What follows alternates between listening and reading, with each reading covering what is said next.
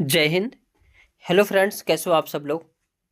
तो आज के सेशन में हम बात करने वाले हैं एडवर्ड थॉर्नडाइक के बारे में, जो कि वेरी इंपॉर्टेंट सेशन होगा ये। और इनके बारे में ऐसा कोई सीटेट का एग्जाम हो ही नहीं सकता कि प्रश्न ना पूछे जाए। यहाँ से प्रश्न जरूर पूछे जाते हैं। तो एडवर्ड थॉर्नडाइक महोदय जो है कौन से सिद्धांत का प्रतिपादन किए हैं, तो त्रुटि एवं प्रयास का सिद्धांत, trial and errors theory. Edward Thorndike कहाँ के मनोवैज्ञानिक थे, तो अमेरिकी मनोवैज्ञानिक हैं। कौन मनोवैज्ञानिक हैं? अमेरिकी मनोवैज्ञानिक हैं। और थॉर्नडाइक जो है एक पशु वैज्ञानिक भी थे। क्या थे? पशु वैज्ञानिक भी थे। अधिगम में सबसे पहले जो नियम किसने दिए थे, तो थॉर्नडाइक महोदय ही नहीं दिए थे। अगर प्रश्न पूछेगा अधिगम में सबसे पहली बार अध्ययन या सबसे पहले नियम किसने दिए थे, तो थॉर्नडाइक महोदय ने दिए थे। आगे देखते हैं। थॉर्नडाइक की दो पुस्तक जो है, थॉर्नडाइक की एक पुस्तक जरूर याद रखना, education psychology and animal intelligence. इनकी एक पुस्तक है जो कि वेरी इंपॉर्टेंट, कई बार प्रश्न में पूछी गई है कि थॉर्नडाइक द्वारा पुस्तक कौन सी लिखी गई थी, तो education psychology and animal intelligence. Thorndike महोदय को एडुकेशन साइकोलॉजी के जनक भी कहा जाता है। आगे देखते हैं। थॉर्नडाइक महोदय ने प्रयास एवं त्रुटि के सिद्धांत का प्रतिपादन किया और यह सोचते थे कि अगर किसी की उत्तेजना को यानी स्टिमुलस को बढ़ा दे तो वह उसके प्रति अनुक्रिया करेगा, और जब वह अनुक्रिया करेगा तो वह बार बार अनुक्रिया करेगा या दोहराएगा तो वह कुछ ना कुछ क्या करेगा, सीखेगा। जैसे सभी लोग पढ़ाई क्यों कर रहे हैं? नौकरी के लिए। अब नौकरी पाने के बाद कहीं ना कहीं ज़िंदगी आसान हो जाती है, पैसे आने लगते हैं और परिवार कैसा हो जाता है, खुशहाल हो जाता है। तो यहाँ पे जो है क्या है, उत्तेजना। यानी एक प्रश्न ये भी पूछा जाता है कि स्टिमुलस की बात कौन मनोवैज्ञानिक करते हैं, तो थॉर्नडाइक महोदय करते हैं। आगे इन्होंने किस पर प्रयोग करके जो है ये सिद्धांत का प्रतिपादन किए थे, तो भूखी बिल्ली पर प्रयोग करके किए थे। ये भूखी बिल्ली को एक पिंजरे में बंद कर दिए थे और बाहर मछली जो है भुनी हुई बढ़िया टेस्ट वाली रख दिए थे और बीच में एक लीवर लगा दिए थे। अब बिल्ली जब भूख के मारे इधर उधर तड़पती थी तो इसमें इधर उधर कूदती थी और कूदती रहती थी, तो अचानक इसका पैर लीवर पर पड़ जाता था, जिससे उसे क्या जो है भोजन मिल जाता था। और यही क्रिया बहुत दिन तक किए। तो बिल्ली धीरे धीरे प्रयास करते करते जब उसका पैर लीवर पर पड़ता था तो उसे भोजन मिल जाता था। तो वह धीरे धीरे उसके समझ में आ गया कि जब मेरा पैर इस लीवर पर पड़ता है तभी हमको जो भोजन मिलता है। तो कुछ दिनों के बाद जब भी उसे भूख लगता था तो लीवर को दबा देती थी और भोजन को जो है वह खा लेती थी।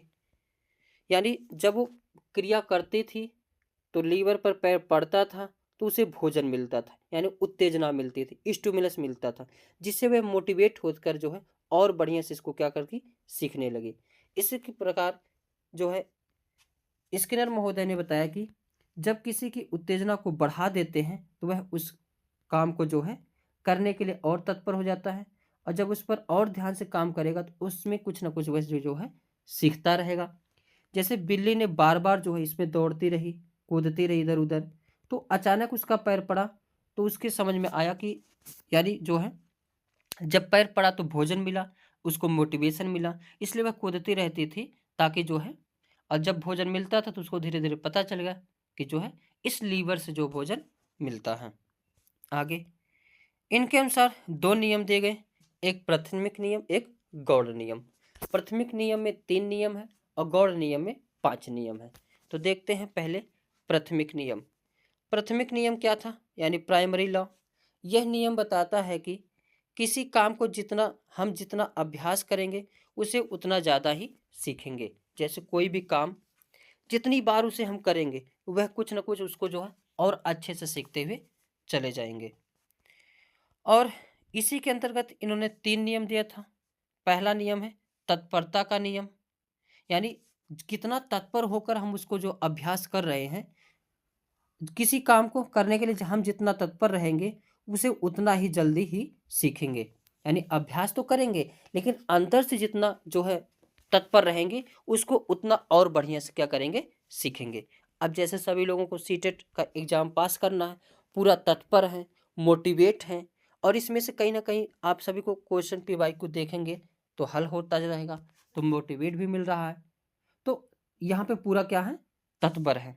तो पहले नियम में क्या था, जितना तत्पर रहेंगे उतना ज़्यादा जो है जल्दी ही सीखेंगे। दूसरा इसी का है प्रभाव का नियम, यानी लॉ ऑफ इफेक्ट। यदि सीखना संतोषजनक हो तो सीखना तीव्र हो जाता है, और यदि सीखना असंतोषजनक हो तो सीखना संभव नहीं होता है।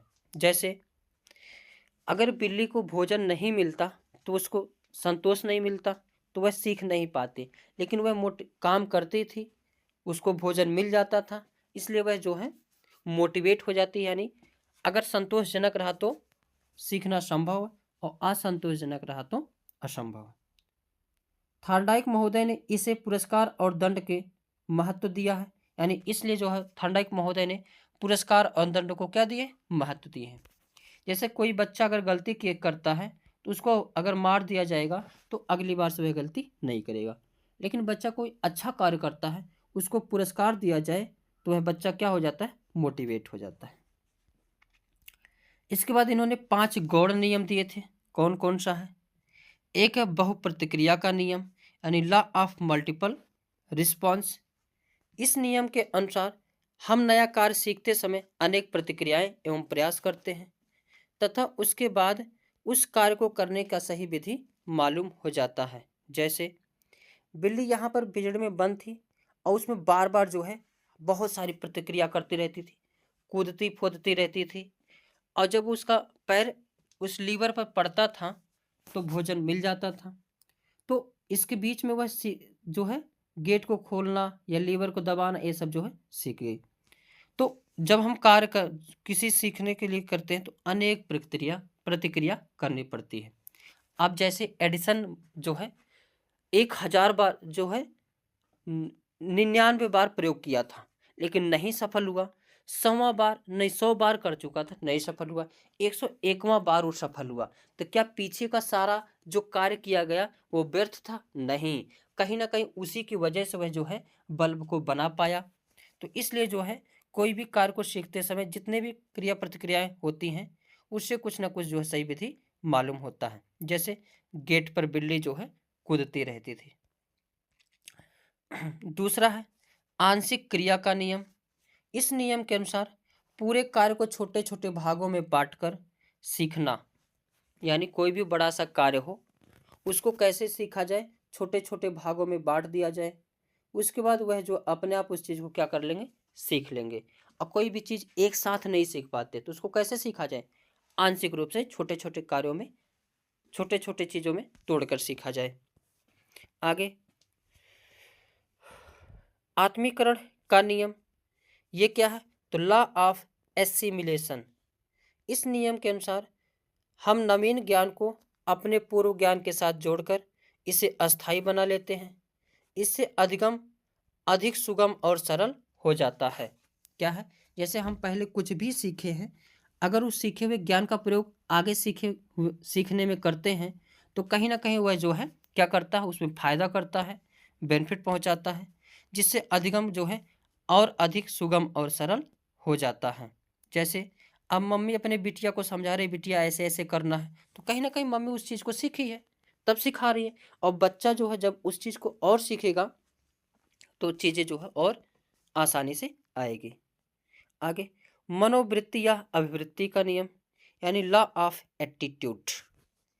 यह नियम हमें यह बताता है कि किसी काम को करने के लिए जितनी हमारी पॉजिटिव अभिवृत्ति होगी उतना ही ज़्यादा उस काम को सीखेंगे, और अगर अभिवृद्धि कम हुई तो उस काम को कम सीखेंगे। यानी हमारी जो मनोवृत्ति या अभिवृत्ति यानी लालसा जो है उसको सीखने के प्रति जैसा रहेगा उसी प्रकार जो है हम उसको जो है सीखेंगे।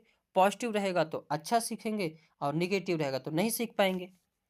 आगे साहचर्य का नियम, लॉ ऑफ एसोसिएटिव शिफ्टिंग। इस नियम का अभिप्राय है कि पहले की गई क्रिया को अन्य स्थिति में भी उसी प्रकार करना। जैसे अगर हम साइकिल चला रहे हैं तो मोटरसाइकिल सीखेंगे तो कहीं ना कहीं वो फायदा करेगा, तो ये क्या होगा, सहचर का नियम। जैसे हम अगर कार चरपहिया चला रहे हैं तो ट्रक को चलाने लगे तो कहीं ना कहीं वो जो है सीखने में मदद करेगा। अगर हम हिंदी पढ़ रहे हैं संस्कृत को पढ़ेंगे तो कहीं ना कहीं वो भी क्या करेगा, मदद करेगा। तो इसे ही क्या कहा जाता है, सहचर अभिक्रिया का नियम। तो आज के सेशन में बस इतना ही। आशा है सभी को वीडियो अच्छा लगा होगा। मिलेंगे नेक्स्ट वीडियो में, तब तक के लिए जय हिंद जय भारत। जय हिंद। हेलो फ्रेंड्स, कैसे हो आप सब लोग।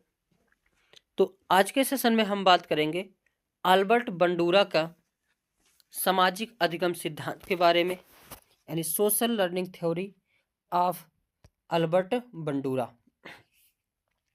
और ये भी वेरी इंपॉर्टेंट सेशन है सीटेट के लिए, यूपी टेट के लिए, क्योंकि यहाँ से जो है एक प्रश्न तो 100% देखने को मिलते हैं।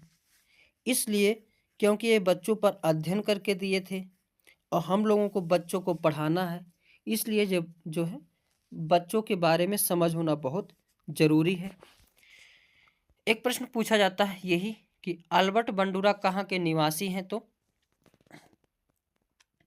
कनाडा के मूल निवासी हैं। और अल्बर्ट बंडूरा ने कौन से सिद्धांत का प्रतिपादन किए हैं, तो सामाजिक अधिगम का सिद्धांत का प्रतिपादन किए हैं। आगे, सामाजिक अधिगम सिद्धांत में बच्चा समाज में सामाजिक मान्य को अपनाता है और सामाजिक अमान्य को नकारता है।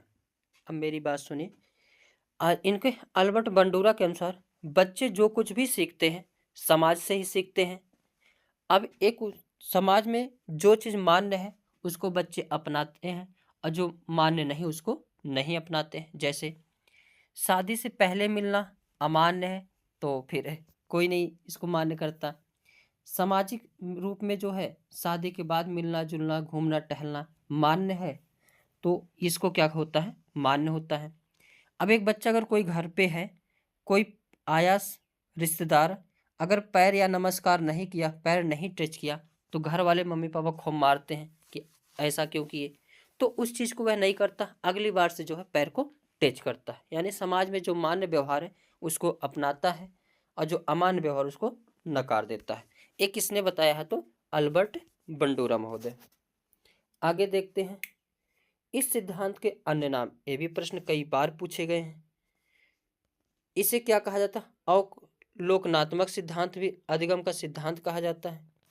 अनुकरण करना, यानी बच्चा जो अनुकरण करके सीखता है समाज से, इसलिए इसे अनुकरण करना भी कहते हैं।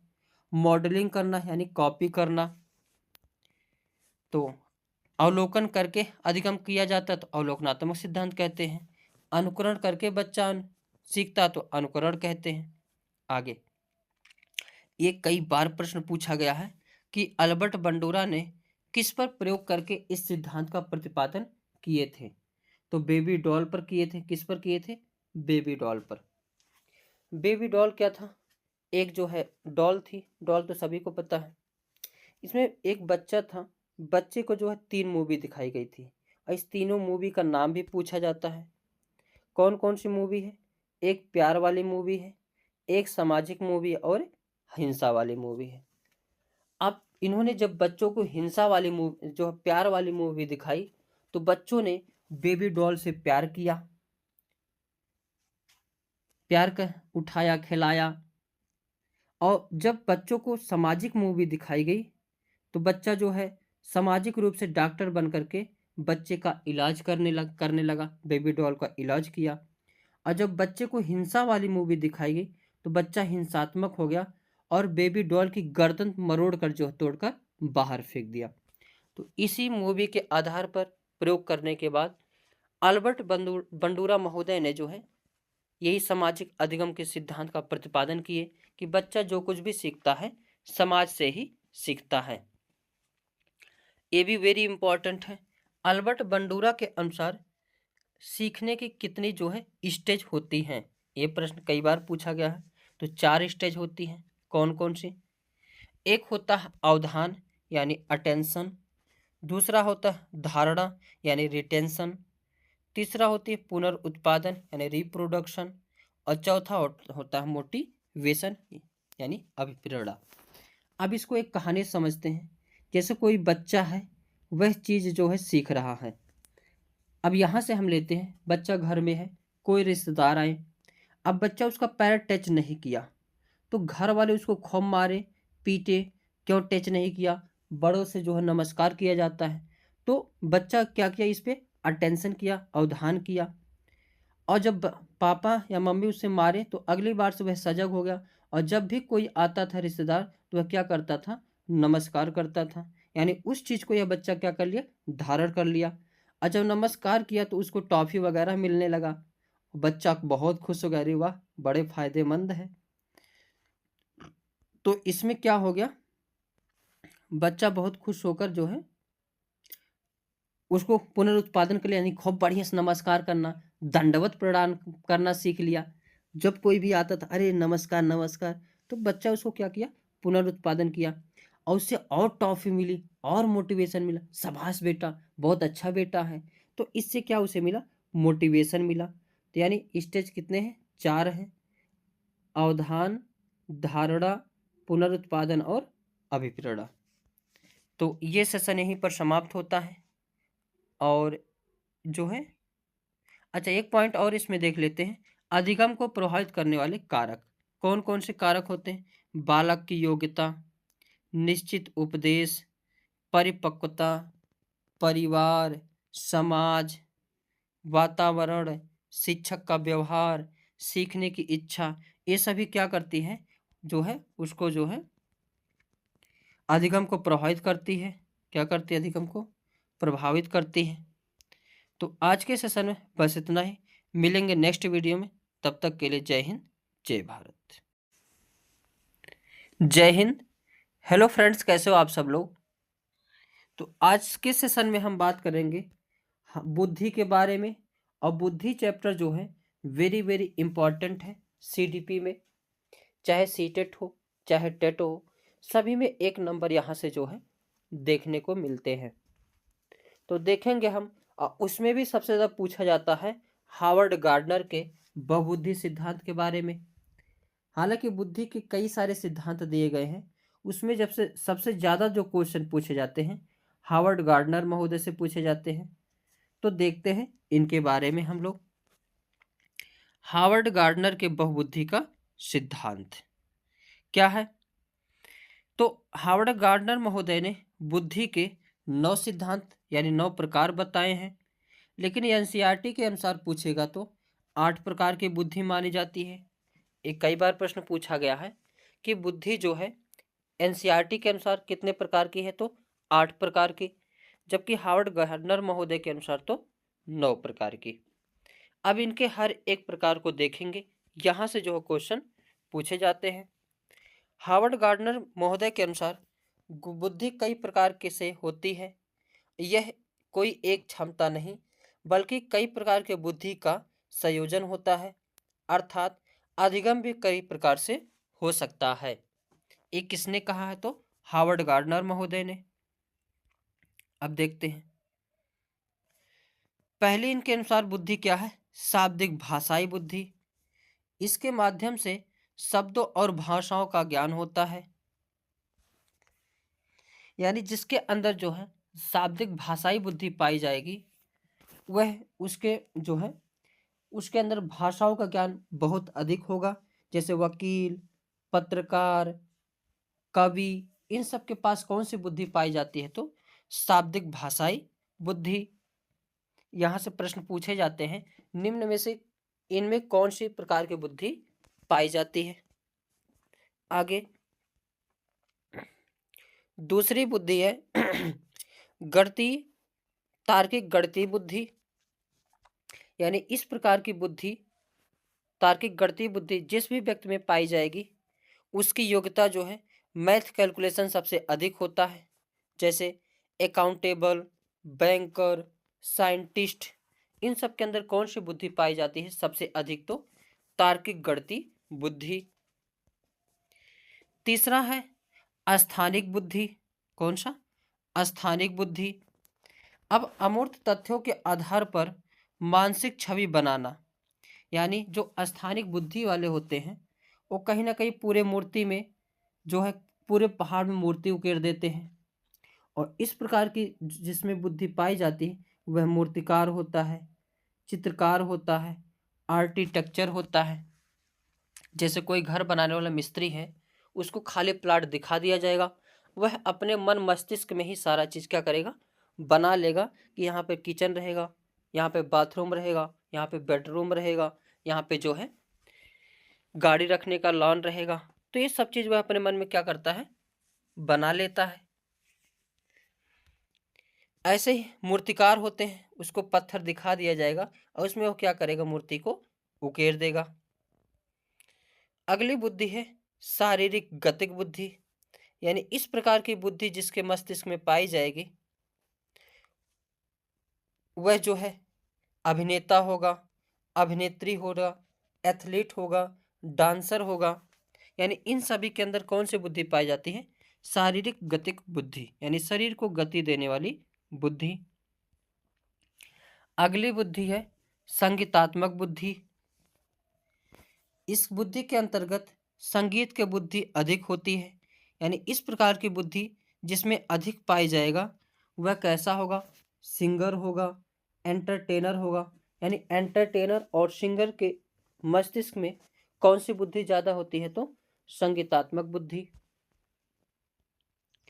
आगे देखते हैं अंत वैयक्तिक बुद्धि, वेरी वेरी इंपॉर्टेंट, इसको लगाइए, कई बार ये प्रश्न पूछा गया है।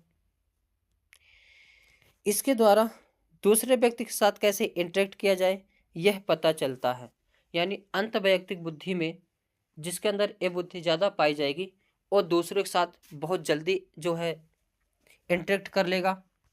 कई उसके सारे दोस्त रहेंगे, जैसे नेता हो गए, जब चुनाव रहेगा तो क्या कहेंगे, मैं नेता नहीं आपका बेटा हूँ। हाँ, चुनाव के बाद पता ही क्या होता है। जैसे सामाजिक कार्यकर्ता हो गए, जैसे मदर टेरेसा, इनके अंदर कौन सी बुद्धि पाई जाती थी, तो अंतर वैयक्तिक बुद्धि। एक होती है अंतः वैयक्तिक बुद्धि, कौन सी, अंतः वैयक्तिक बुद्धि। इसके द्वारा खुद के साथ कैसे इंटरेक्ट किया जाए यह पता चलता है। जैसे आध्यात्मिक गुरु हो गए, महात्मा बुद्ध हो गए, इन सब के अंदर कौन सी बुद्धि पाई जाती है, अंतः वैयक्तिक बुद्धि। यानी खुद के साथ कैसे इंटरेक्ट किया जाए यही पाई होती है। आगे है प्रकृतवादी बुद्धि, कौन सी, प्रकृतवादी बुद्धि। इसमें क्या होता है, इस प्रकार की बुद्धि जिस व्यक्ति में पाई जाती है वह प्रकृति के नज़दीक रहता है। जैसे किसान हो गया, तो किसान में कौन सी बुद्धि पाई जाती है, तो प्रकृतवादी बुद्धि पाई जाती है। तो आज के सेशन यहीं पर समाप्त होते हैं, मिलेंगे नेक्स्ट वीडियो में। तब तक के लिए जय हिंद, जय भारत। जय हिंद। हेलो फ्रेंड्स, कैसे हो आप सब लोग। तो आज के सेशन में हम बात करने वाले हैं जीन पियाजे महोदय के बारे में। जीन पियाजे महोदय वेरी वेरी इंपॉर्टेंट टॉपिक है। हर चाहे सीटेट हो, चाहे टेट हो, या किसी भी स्टेट का टेट हो, या कोई भी टीचिंग एग्जाम हो, सभी के लिए जो है जीन पियाजे महोदय वेरी वेरी इंपॉर्टेंट टॉपिक है। तो इसको कह सकते हो आप सभी लोग कि सीटेट की जान है। यानी इसके बिना जो है सीटेट को जो है आप पूर्ण नहीं मान सकते। यहाँ से कहीं ना कहीं 2 से 3 प्रश्न जो है जीन पियाजे का जो है इस टॉपिक से देखने को मिलेगा। तो इस छोटे से टॉपिक से आप सभी को 2 से 3 नंबर मिल सकते हैं। तो चलते हैं, देखते हैं। उससे पहले कुछ बात को बता दें कि सीटेट, यूपी टेट के नोट्स के लिए हमारे इस नंबर पर जो व्हाट्सएप आप सभी लोग कर सकते हैं। इसमें आप सभी को previous year question paper, test question paper, CTET question paper, UP TET question, NCERT plus competition किताबों का निचोड़ होगा। और इसमें जो भी डाटा होगा सब नए सिलेबस के अनुसार होगा। और कहीं ना कहीं आप सभी को 100% सफलता जो है ये नोट्स दिलाएगी। अभी यह स्टेट की तैयारी करवाया तो उसमें 30 में से 28 क्वेश्चन जो है अपने इस पीडीएफ में से हम फंसाए थे। और आप सभी लोग इस वीडियो को देखने के बाद अगर क्वेश्चन हल करेंगे जीन पियाजे महोदय का, तो सारे क्वेश्चन हल होते चले जाएंगे। एक बार इसको पूरा वीडियो लास्ट तक देखें, फिर क्वेश्चन को हल करने का प्रयास करें। किसी भी सीटेड क्वेश्चन उठा लेना, उसके जीन पियाजे का क्वेश्चन हल करना, सारे क्वेश्चन जो हल होते चले जाएंगे। तो चलते हैं, देखते हैं अपने इस सेशन को। जीन पियाजे महोदय को एक प्रश्न यही पूछा जाता है कि जीन पियाजे महोदय जो है कौन से सिद्धांत दिए हैं, तो संज्ञानात्मक विकास का सिद्धांत का प्रतिपादन किए हैं। कौन से सिद्धांत का? संज्ञानात्मक विकास का सिद्धांत, कॉग्निटिव डेवलपमेंट थ्योरी। अब इनके बारे में डिटेल से देखते हैं। जीन पियाजे महोदय कहाँ के निवासी, कहाँ के मनोवैज्ञानिक हैं, तो स्विट्जरलैंड के। ये भी प्रश्न कई बार पूछा गया है। और इन्होंने कौन से सिद्धांत का प्रतिपादन किए, तो संज्ञानात्मक विकास का सिद्धांत। और इस सिद्धांत का प्रतिपादन करने से पहले इन्होंने बहुत सारे प्रयोग किए।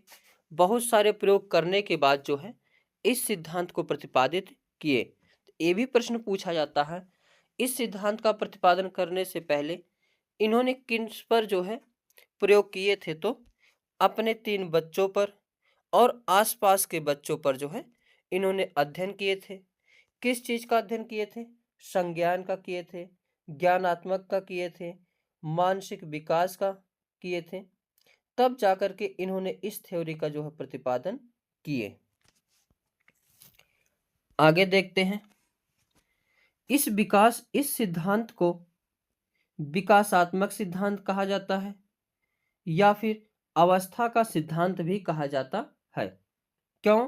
क्योंकि बच्चे का इन्होंने अध्ययन किया, तो जिस प्रकार बच्चे के विकास होता गया उसी प्रकार उसका संज्ञानात्मक विकास होता गया। इसीलिए इसे क्या कहा जाता है? विकासात्मक कहा जाता है। और यह एक एक अवस्था के बारे में बताती थी कि जब इतना बड़ा बच्चा होता है तो इतना विकास होता है, जब इतना बड़ा बच्चा होता है इतना विकास होता है। तो यानी अवस्था को भी दिखाता है, इसलिए इसे अवस्था का सिद्धांत भी कहा जाता है। ये सब वेरी इंपॉर्टेंट डिफिनीशन है, याद रखना। पियाजे का मानना है कि, क्या मानना है, जैसे जैसे बच्चों में जैविक परिपक्वता आती है वैसे वैसे वह वस्तुओं के बारे में अपने दिमाग में कॉन्सेप्ट बना लेते हैं। जीन पियाजे महोदय क्या बताएं कि जिस प्रकार जैसे जैसे बच्चा बड़ा होता है उसमें मैच्योरिटी आती है, वैसे वैसे वह क्या करता है, वस्तुओं की छाप जो अपने दिमाग में बनाता रहता है। जैसे कोई छोटा बालक है, वह हर चीज भूल जाएगा, उसको पता नहीं रहेगा, लेकिन थोड़ा और बड़ा होगा तो उस चीज को जानेगा, पहचानेगा। और बड़ा होगा उसके जैसी आकृति को पहचानने लगेगा, और बड़ा होगा तो उसके जैसे आकृति के बारे में प्रतिबिंब चित्र बनाने लगेगा, और बड़ा होगा तो उसके बारे में पूरा सूत्र फार्मूला हर चीज की जानकारी करने लगेगा। तो पियाजे ने यही बताया कि जैसे जैविक परिपक्वता आती है वह वस्तुओं के बारे में अपने दिमाग में कॉन्सेप्ट बना लेते हैं। एक कई बार पॉइंट पूछा गया है। आगे, पियाजे के अनुसार विकास पहले होता है फिर अधिगम होता है। इसको वेरी वेरी इंपॉर्टेंट लगाइए सभी लोग। कैसा? वेरी वेरी इंपॉर्टेंट लगाइए। ये इतनी बार जो है क्वेश्चन पूछा गया है कि पियाजे के अनुसार विकास पहले होता है या अधिगम। तो पियाजे के अनुसार जो है विकास पहले होता है फिर क्या होता है? अधिगम। इसको याद कैसे करेंगे? याद करने में कठिनाई होती है, तो इसको इस प्रकार याद करना कि जो है बच्चे जो है जीन पियाजे महोदय बच्चों के विकास से संबंधित अध्ययन किए, उसके बाद कॉन्सेप्ट के बारे में बताएं कि विकास जैसे जैसे होता जाता है कॉन्सेप्ट बनता जाता है। तो इसी के अनुसार कह सकते हो कि जीन पियाजे के अनुसार क्या होगा? पहले विकास होगा। जबकि यहीं अगर वाइगोत्स्की महोदय होते तो वो पहले बताए थे अधिगम होता है। इन दोनों में बराबर लड़ाई चलती रहती है। अब लड़ाई का मतलब एडुकेशन में, शिक्षा से, वार्तालाप से। आगे, जीन पियाजे महोदय एक परिभाषा दिए हैं डिफिनीशन दिए हैं जो कि वेरी वेरी इंपॉर्टेंट, इसको लगाइए, मोस्ट इंपॉर्टेंट ये डिफिनीशन है। क्या है? बच्चे सक्रिय ज्ञान निर्माता तथा नन्हे वैज्ञानिक हैं जो संसार के बारे में अपने सिद्धांतों की रचना करते हैं। बच्चे जो है, पियाजे महोदय बच्चे को जो बहुत बड़ी शक्ति माने, हालांकि चाहे आरटी 2009 हो, चाहे एनसीएफ 2005 हो, चाहे या नीपी 2020 हो, सभी लोग जो है बच्चों को सर्वोपरि मानते हैं। और आप लोग ये सभी बात ध्यान रखना, जब भी एग्जाम देने जाना है हमेशा बच्चे के प्रति ही सोच के आंसर देना, तो आंसर गलत नहीं होगा। तो बच्चे सक्रिय ज्ञान निर्माता है, यानी बच्चे जो अपने हिसाब से सब कुछ चीज जो है ग्रहण करते हैं, हर चीज सीखते हैं, अपने अनुसार ही सीखते हैं। और इनके अंदर कोई ना कोई हमेशा गुण रहता है, जैसे वैज्ञानिक कुछ ना कुछ खोज करते रहते हैं, ऐसे ही बच्चे जो है नन्हे वैज्ञानिक होते हैं, कुछ ना कुछ खोज करते रहते हैं। अपने आसपास बच्चों को देखे होंगे, बच्चा कभी कभी ऐसे ऐसी भाषा बोल देता है, आप सभी लोग सोच के दंग रह जाएंगे, अरे इसके दिमाग में भाषा आया कहाँ से। ऐसी ऐसी बातें बोल देता है कि समझ में ही नहीं आता ये बातें कहाँ से बोल रहा है। ऐसा ऐसा चीज बना देता है, आप लोग सोच ही नहीं सकते अरे ये बनाया कैसे। तो जीन पियाजे का मानना जो है सही है। आगे, और ये बच्चे जो है संसार के बारे में अपने सिद्धांतों की रचना करते हैं।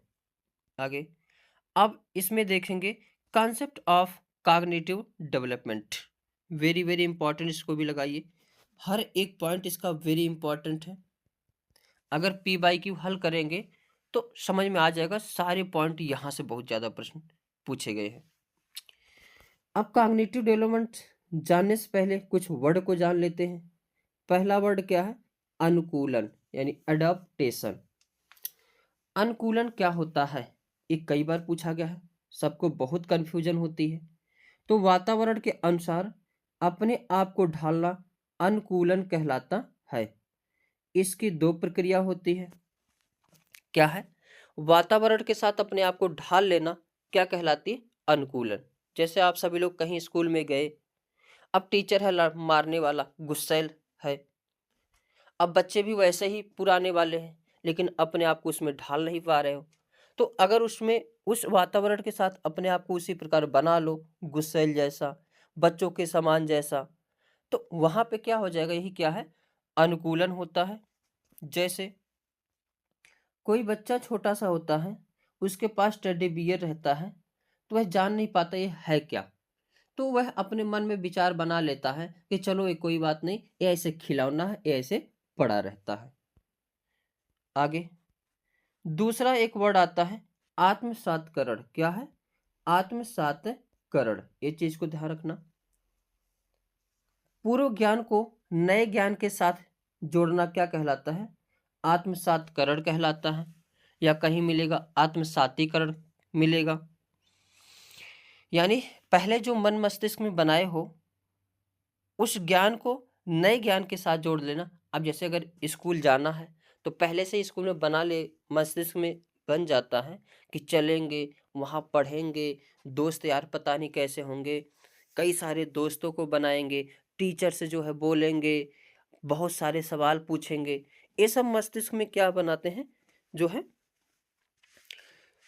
ये मस्तिष्क में हम लोग विचार करते हैं, और इसी को जब स्कूल में पहुंचते हैं तो वहां पे देखते हैं और उसके साथ कुछ रिलेट करते हैं, तो यही क्या कहलाता है? आत्मसातीकरण कहलाता है, यानी एसिमिलेशन कहलाता है। जैसे बच्चे के पास टेडी बियर बचपन में था, लेकिन थोड़ा और बड़ा हुआ तो पास में कुत्ता ला ला दिया गया खेलने वाला। अब जब इस कुत्ता आया तो सोचा चलो, पहले तो हमारे पास टेडी बियर थे, अब एक कुत्ता भी आ गया, तो अपना जो पुराना विचार था, यानी एक के साथ चलो दोनों के साथ रहेंगे, तो यही क्या कहलाता है?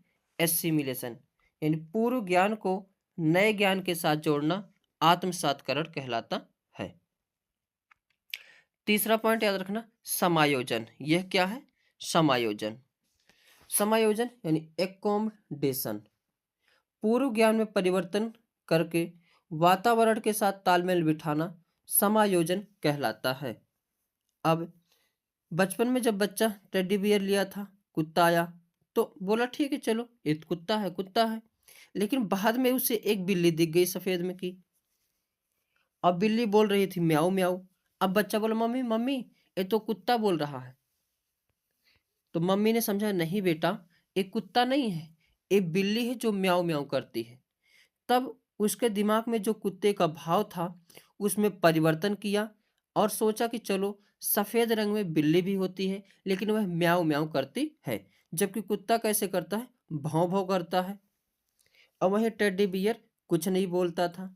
तो जो पूर्व ज्ञान था उसमें परिवर्तन किया और वह सोच लिया चलो, सफेद जो है कुत्ता भी होते हैं, सफेद बिल्ली भी होती है, लेकिन बिल्ली म्याऊं म्याऊं कहती है। तो ये क्या होता है, समायोजन यानी एकोमोडेशन। एक होता है साम्य धारण या संतुलन। वेरी वेरी इंपॉर्टेंट है ये सारे पॉइंट। यानी इक्विलिब्रेशन, इसके द्वारा बच्चा आत्मसातीकरण और समायोजन की प्रक्रियाओं के बीच संतुलन कायम करता है। जैसे बच्चा जब बचपन में था टेडी बियर के साथ तो उसे कोई दिक्कत नहीं, लेकिन जब बिल्ली आए तो सोचा ये कुत्ता है।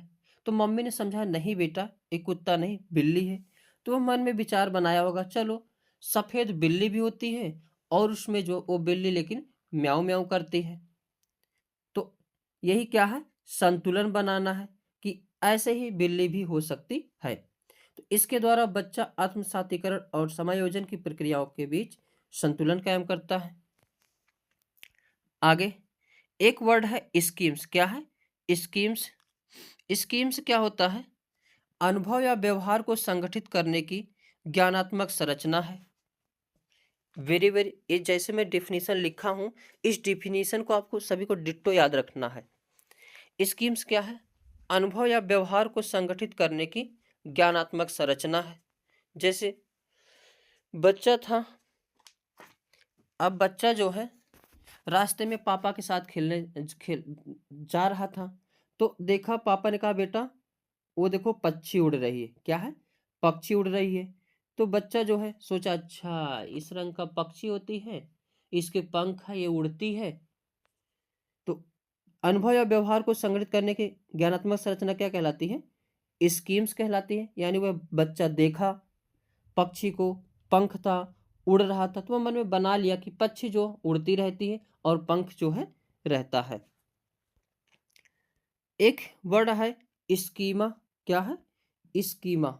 स्कीमा क्या होता है, तो मानव के दिमाग में जो चीज पहले से होती है वह उनका प्रयोग करके किसी विषय के प्रति एक धारणा बनाता है, तो इसे स्कीमा कहते हैं। जैसे अभी बच्चा घूमने जब जा रहा था तो पापा ने देखा, बताया बेटा ये पक्षी है और उसका नाम बताया कि कौवा है, क्योंकि उससे पहले बच्चा एक पतंग देखा देखा था उड़ते हुए। तो बच्चा बोला पापा पापा वो देखो कितनी दूर पक्षी उड़ रही है। तो पापा ने कहा नहीं बेटा वो पतंग है, पक्षी नहीं है। अब वो उसमें कंफ्यूजन में था। अब यहाँ आया तो देखा कौवा भी काली है और कोयल भी काली है। तो बोला पापा पापा वो देखो कौवा। तो पापा ने समझा नहीं बेटा, हर काली चीज कौवा नहीं होती। यानी पहले से दिमाग में बैठाया था कौवा का, लेकिन वह कौवा नहीं है। तो पापा ने बताया बेटा काला चीज कोयल भी हो सकती है। तो फिर बाद में देख लिया कबूतर, तो बोला पापा ये क्या है, तो बोले पापा ये कबूतर है। तो जो चीज पहले से उसके दिमाग में थी उसके किसी के विषय में धारणा बनाता है, इसे ही क्या कहते हैं, स्कीमा कहते हैं। यानी बच्चा जो है यहाँ पे मान लिया काला कोयल भी होते हैं, काला कौवा भी होता है और ऐसे रंग का क्या होती है, कबूतर होती है। स्कीमा समझ में आ गया होगा। आगे एक जीन पियाजे की पुस्तक को याद रखना। जीन पियाजे की पुस्तक का नाम क्या है, बाल विकास की भाषा। वेरी वेरी इंपॉर्टेंट, कई बार ये प्रश्न पूछा गया है कि जीन पियाजे महोदय की भाषा क्या है, बाल विकास की भाषा। अब आगे देखते हैं, जीन पियाजे के अनुसार संज्ञानात्मक विकास की अवस्थाएं कितनी अवस्था है, 4 अवस्था है। इसको मोस्ट मोस्ट इंपॉर्टेंट लगाइए। वही तो कह रहा हूँ, जीन पियाजे एकदम वेरी इंपॉर्टेंट है। इसको क्या लगाना, मोस्ट मोस्ट इंपॉर्टेंट लगाना। हर एक पॉइंट यहाँ का आप सभी को क्या करना है, ध्यान रखना है। पियाजे के अनुसार संज्ञानात्मक विकास की कितनी अवस्थाएं होती हैं? तो 4 अवस्था होती है, इस चीज को ध्यान रखना। पहली अवस्था क्या होती है? संवेदी पेशी अवस्था होती है, यानी सेंसरी मोटर स्टेज। दूसरी कौन सी होती है? पूर्व संक्रियात्मक अवस्था होती है, जो 2 से 7 वर्ष तक के बालकों में पाई जाती है, यानी प्री ऑपरेशनल स्टेज। तीसरी होती है मूर्त संक्रियात्मक अवस्था, यानी कॉन्क्रीट ऑपरेशनल स्टेज, जो 7 से 11 वर्ष तक होती हैं। और चौथी होती है औपचारिक संक्रियात्मक अवस्था, जो कि 11 से 15 वर्ष तक के बालकों में पाई जाती है, यानी फॉर्मल ऑपरेशनल स्टेज। अब एक एक के बारे में डिटेल से देखते हुए चलेंगे। पहली क्या है? संवेदी पेशी अवस्था, यानी अगर बच्चा बालक जो है 0 से 2 वर्ष तक का है तो वह बच्चा किस अवस्था में है? संवेदी पेशी अवस्था। इस अवस्था में बच्चा अपनी ज्ञानेंद्रियों के माध्यम से सीखता है। अब 5 ज्ञानेंद्रिय होती हैं, ये सभी को पता होगा। कौन कौन सी 5 ज्ञानेंद्रियां होती हैं? तो आँख, कान, नाक, जीभ और त्वचा। तो कितनी ज्ञानेंद्रियां होती हैं? 5। इस स्टेज में बच्चा इसी 5 द्वारा ही सीखता है। अब देखते हैं, और इसमें एक पॉइंट ध्यान रखना, वेरी वेरी इंपॉर्टेंट है। जब बच्चा संवेदी पेशी अवस्था में होता है तो इसमें वस्तु अस्थायित्व का गुण आ जाता है। कई बार प्रश्न पूछा गया है कि वस्तु अस्थायित्व का गुण किस स्टेज के बच्चों में पाया जाता है? तो पहले ही स्टेज के बच्चों में पाया जाता है, यानी बच्चा अपने दिमाग में वस्तुओं की छाप बनाना शुरू कर देता है, जिससे वह छिपी हुई वस्तु को भी ढूंढ लेता है। अगर छोटे बच्चों को आप देखेंगे, उसको चाबी बहुत पसंद होता है। चाबी कहीं भी रख देंगे, वो बच्चा जरूर चाबी को ढूंढ लेगा। तो वस्तु अस्थायित्व का गुण किस स्टेज में आ जाता है? तो संवेदी पेशी अवस्था में ही आ जाता है। दूसरी अवस्था है पूर्व संक्रियात्मक अवस्था। ये 2 से 7 वर्ष तक के बालकों में पाया जाता है। इसका इंग्लिश भी ध्यान रखना, क्योंकि डायरेक्ट इंग्लिश ही वर्ड दे दिया जा रहा आजकल एग्जाम में, हिंदी वर्जन नहीं दिया जा रहा। तो प्री ऑपरेशनल स्टेज, यह क्रिया करने से पहले की अवस्था है। इसमें बच्चा सामने आने वाली चीजों को देख पाएगा, लेकिन कोई क्रिया नहीं कर पाएगा। यानी दूसरी अवस्था कौन सी है? पूर्व संक्रियात्मक अवस्था। इसमें बालक कितनी उम्र तक आता है? 2 से 7 वर्ष तक। यानी इस स्टेज में बच्चा जो है जिन पियाजे महोदय के अनुसार हर चीज देख पाएगा, लेकिन कोई क्रिया नहीं कर पाएगा। हालांकि इन पे जो बहुत सारे विवादित टिप्पणी भी है, लेकिन उसको नहीं पढ़ना है, क्योंकि हमें वही देखना है जो एग्जाम में आएगा। क्योंकि आप सभी लोग ही सोच सकते हैं 7 साल का बच्चा तो सब कुछ कर लेता है। आगे, ये जो दूसरी स्टेज का बच्चा होता है, इसमें निम्न गुण पाए जाते हैं, वेरी वेरी इंपॉर्टेंट है। पहला क्या है? जीववाद का गुण पाया जाता है, यानी एनिमिज्म का गुण पाया जाता है। अब जीववाद क्या होता है? तो जब बच्चा सजीव और निर्जीव वस्तुओं में अंतर नहीं कर पाता है, उसे जीववाद कहा जाता है। जैसे अगर बच्चा गिर जाता है, चोट लग जाती है, तो मम्मी पापा बहकाने के लिए आते हैं, ये दीवार मार दी, लो पट पट, धरती माँ तुम्हें मार दी, लो पट पट। तो बच्चा हंसने लगता है, यानी बच्चा जानता है कि धरती माँ को मारा गया, वो भी रो रही है अब। तो जीववाद का गुण किस में पाया जाता है? दूसरे स्टेज में, जो है पूर्व संक्रियात्मक अवस्था में।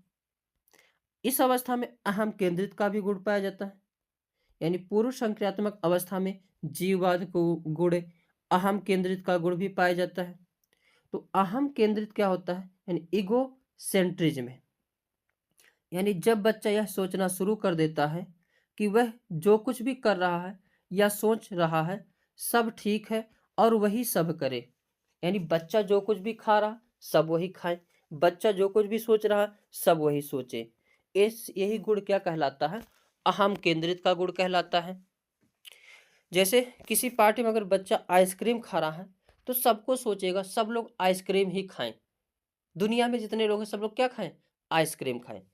और बच्चा जो कुछ भी कहेगा वो सोचेगा दुनिया में सब लोग यही मेरी ही बात सोचें। तो यही क्या होता है, अहम केंद्रित का होता है। अहम केंद्रित का गुण किस में पाया जाता है, पूर्व संक्रियात्मक अवस्था में पाया जाता है।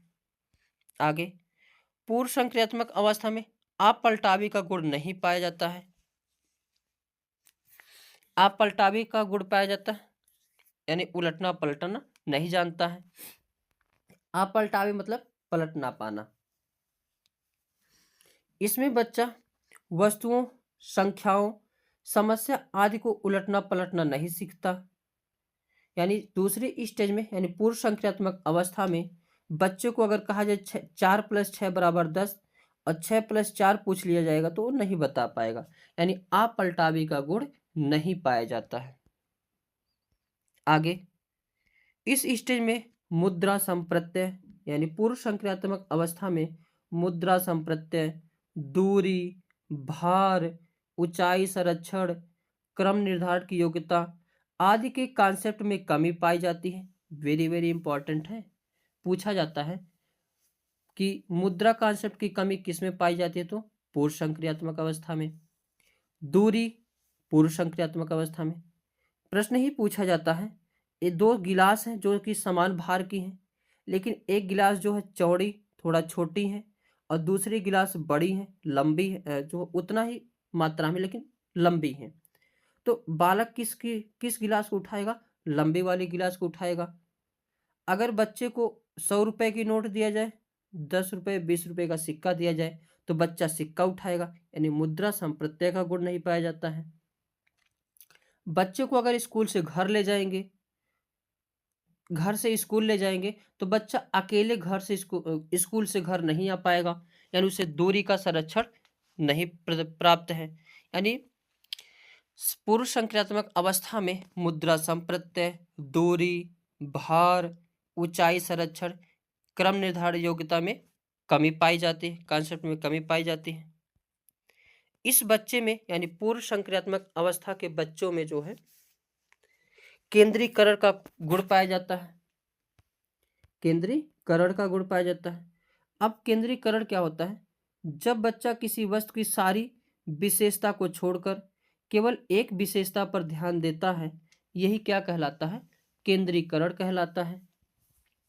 जैसे अगर बच्चा मोबाइल पा गया तो मोबाइल में बहुत सारी चीजें होती हैं लेकिन वह किसी चीज को नहीं करेगा, केवल खोलेगा गेम, केवल गेम खेलेगा। इसीलिए इस स्टेज को जो है पढ़ाई के लिए बहुत ही इम्पोर्टेंट माना जाता है, महत्वपूर्ण माना जाता है, क्योंकि इसमें बच्चा जिस भी चीज पे ध्यान लगाता है उसको बहुत अच्छी तरह क्या करता है, सीखता है। तो केंद्रीकरण का गुण भी किस में पाया जाता है, पूर्व संक्रियात्मक अवस्था में, यानी 2 से 7 वर्ष तक जब बालक रहता है। तीसरी अवस्था है मूर्त संक्रियात्मक अवस्था। कौन सी है, मूर्त संक्रियात्मक अवस्था है। जब बच्चा 7 से 11 वर्ष तक का हो जाता है तो वह किस स्टेज में पहुंचता है, मूर्त संक्रियात्मक अवस्था, यानी कंक्रीट ऑपरेशनल स्टेज। इस अवस्था में बच्चा सामने रखी हुई चीजों को देखकर ही कुछ कर सकता है या उन पर चिंतन करना शुरू कर देता है। यानी बच्चा सामने कुछ भी रखा हो उसके बारे में सोचने का जो है विकास इस अवस्था में हो जाता है। इस अवस्था में अपलटावी का गुण भी आ जाता है, यानी बच्चा 6+4 = 10 कर लेगा और 4+6 पूछा जाएगा तब भी बता लेगा। इसमें जीववाद का गुण जो है खत्म हो जाता है, यानी वह जान जाता है सब चीज, कुछ निर्जीव कुछ जो है सजीव होते हैं। यानी इस अवस्था में अगर बच्चा गिर गया तो धरती माँ को मारेंगे तो कहेगा ओ हमको पागल बना रहे हो, धरती माँ को जान होती है, ऐसा इसमें वो पहचान लेगा। मुद्रा के बारे में पहचान लेगा, पहचानने का गुण आ जाएगा। अब अगर 500 की नोट देंगे, 100 रुपए की नोट देंगे तो 500 की नोट लेगा, 100 रुपए की नहीं लेगा।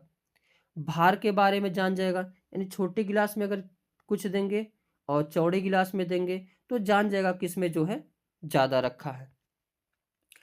और अब बच्चा इस स्टेज में स्कूल से घर जा भी सकेगा और घर से स्कूल आ भी सकेगा।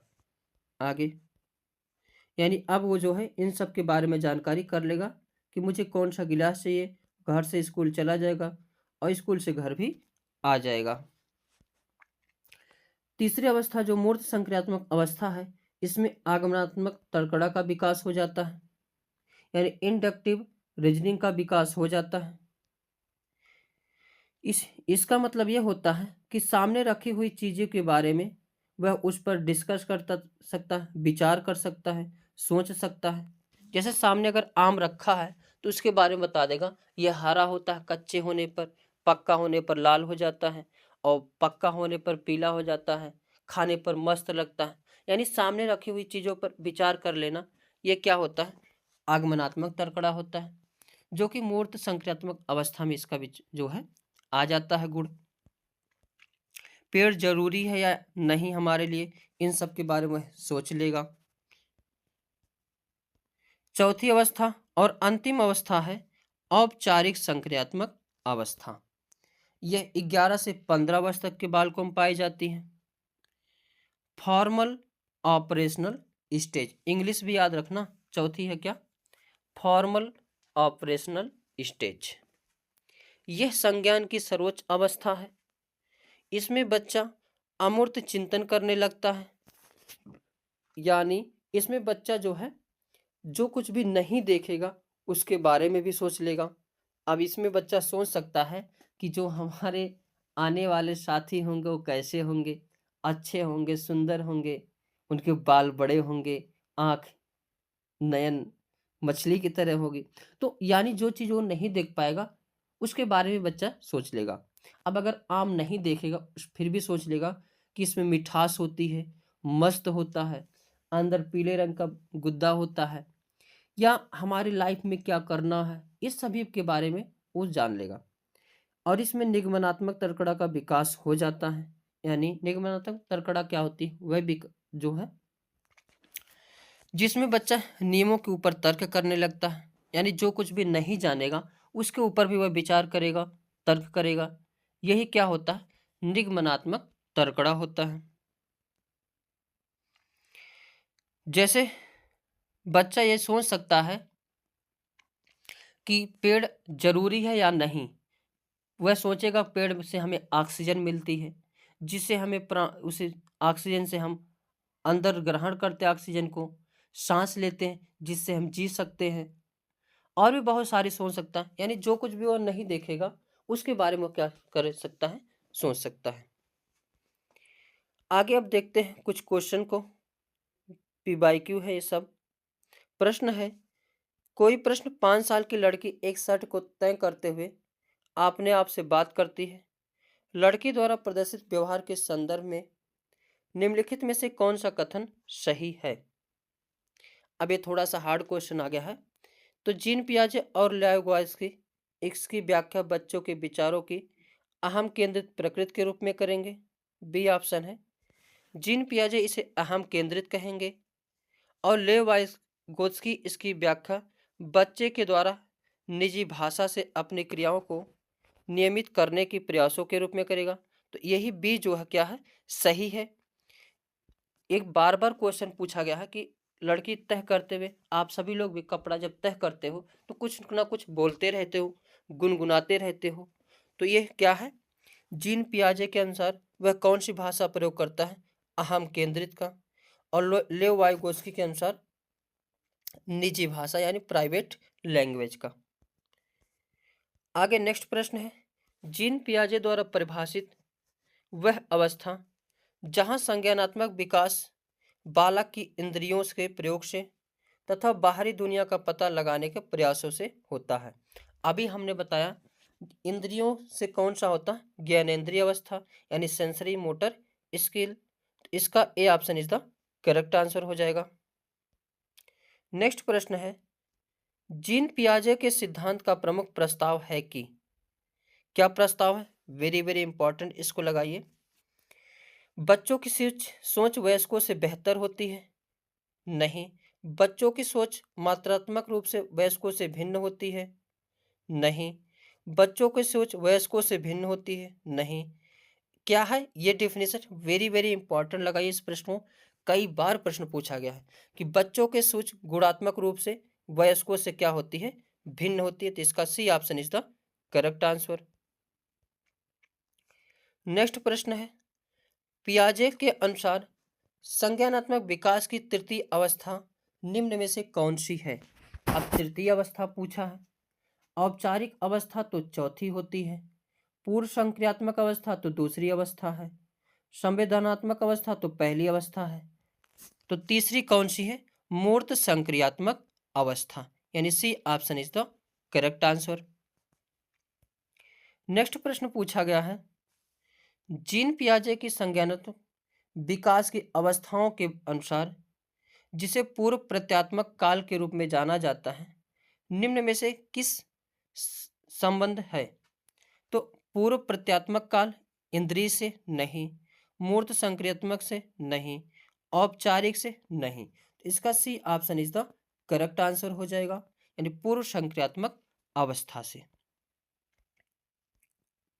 तो आज के सेशन में हमने कॉन्सेप्ट को देखा, पी बाई क्यू को देखा, इससे पता लग गया होगा कि क्वेश्चन किस प्रकार से बनते हैं। अब इस सेशन को देखने के बाद आप सभी लोग क्वेश्चन को हल कर सकते हैं। जीन पियाजे सारे क्वेश्चन आसानी से जो है हल होते चले जाएंगे। तो आज के लिए बस इतना ही, मिलेंगे नेक्स्ट वीडियो में, तब तक के लिए जय हिंद जय भारत।